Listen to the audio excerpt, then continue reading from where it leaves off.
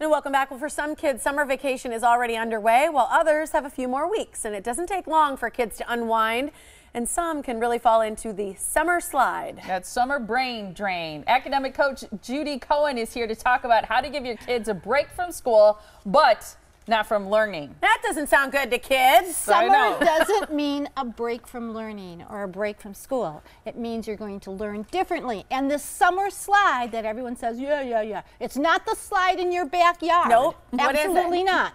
It is when a child works so hard all school year and then forgets. It's gone. So there are statistics and research to back this up.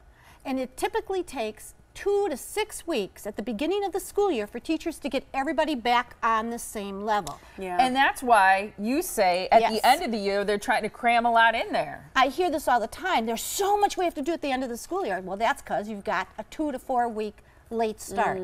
So summer slide is real, but there are lots of different ways you can keep your child from going down that summer slide. Okay, I want to hear all those, and I have to confirm with you. I said it to Caleb right after that segment. I said, oh, it's when you lose what you learn, and he goes, oh, that's real. Yep, that happens. So you got an 11-year-old confirming it. So what can we do to stop it and get them ahead? I'm going to tell you how I back myself up here. All right, I like it. The Loyola Reading Project, which is some new statistics. In as few as 10 days without any reading, verbal skills begin to diminish and the neural pathways which connect us to language start to disappear.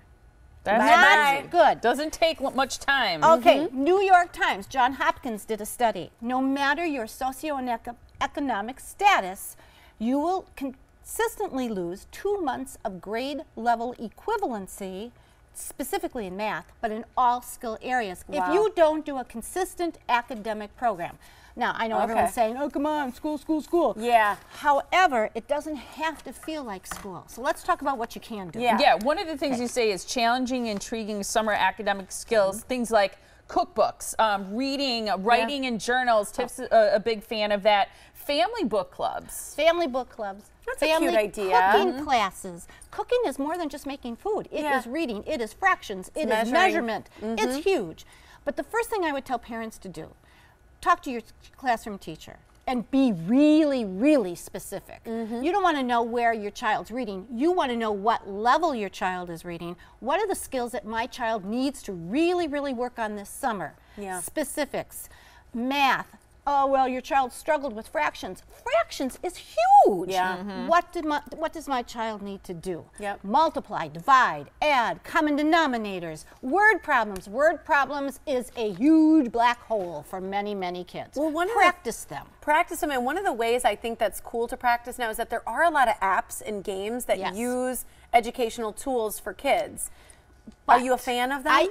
During the summer, absolutely. Okay. However, this has to be treated seriously. When a parent treats it seriously, so does your child. So it's on a consistent basis. Like you would go to a summer camp, you pick a day or a night twice a week, and your child does these skills at that time. Where does he do them? Not in a classroom, maybe outside on a blanket. Maybe on a patio, maybe at a picnic table, maybe in a swimming pool. I don't care where he's doing it, as long as he is practicing. I always say he, I'm sorry, he, she. As long as they are practicing these skills on a regular basis during the summer. Let me give you an analogy. Is an hour, though, enough? It depends on your child. Maybe twice a week for 30 minutes, maybe once a week for an hour. Let me give you an analogy. Your child's on a basketball team, and he's not really the greatest three-point shooter or free throw shooter.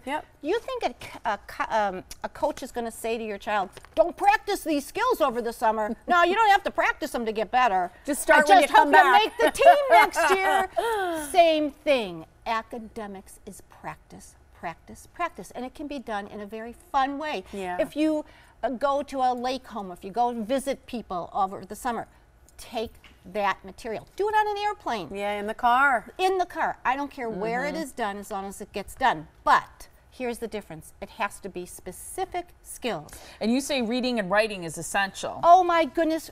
Reading, I mean, I get kids who come and they say, I love to read, I love to read. I read the Harry Potter books and each one is 4,000 pages.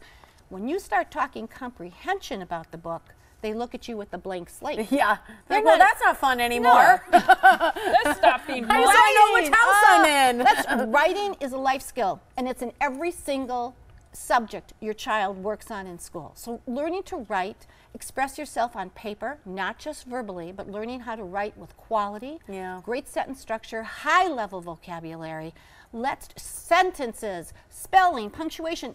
It is all extremely important. Don't let it go. Don't go down the slide. Don't summer slide. No summer slide.